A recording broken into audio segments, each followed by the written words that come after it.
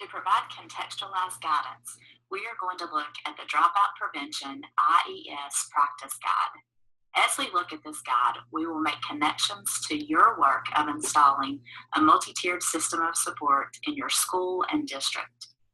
As we look deeper at the IES Practice Guide for Dropout Prevention, we are going to look at both a PDF and the electronic resource. You can access the entire report by following the link to the PDF document. The electronic resource is available by clicking on this link at the top of the slide. There are 6 recommendations provided through this practice guide. We are going to look at the first recommendation by using this web link at the top of the slide.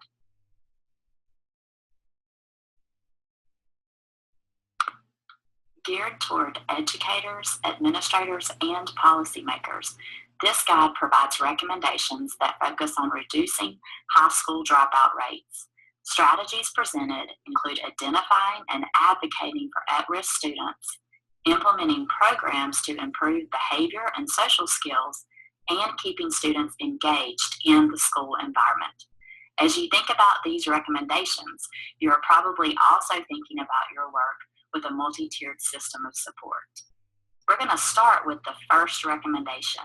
Utilize data systems that support a realistic diagnosis of the numbers of students who drop out and that help identify individual students at high risk of dropping out. One of the first things that you may notice is that there is minimal evidence in terms of this particular recommendation. Please note that this practice guide was released in August of 2008.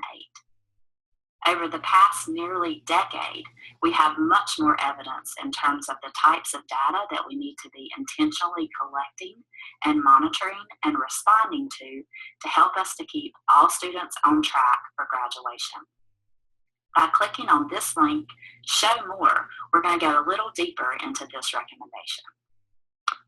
States, districts, and schools should develop comprehensive, longitudinal, student-level databases with unique IDs that, at a minimum, include data on student absences, grade retention, and low academic achievement.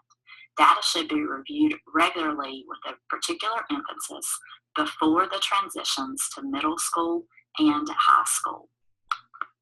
By clicking on this link, we will go into the actual PDF document and be able to learn a little bit more about this recommendation. The PDF document will walk us through the recommendation, the level of evidence. It will also provide a summary of the evidence that supports this particular recommendation. And then it's going to provide steps in terms of how to carry out this recommendation.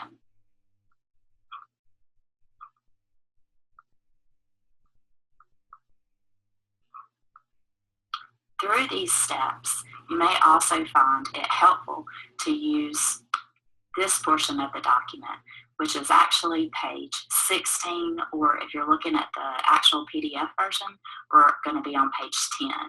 But this page 10 would be really helpful because it's actually a checklist for carrying out the recommendation.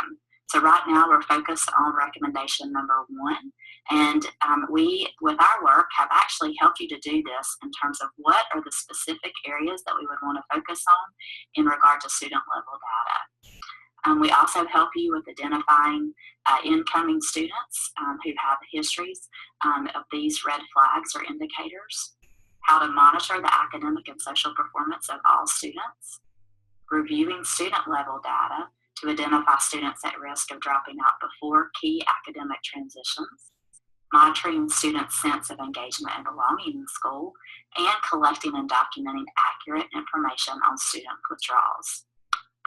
We help you to develop this data system by focusing on key indicators in our universal screening system.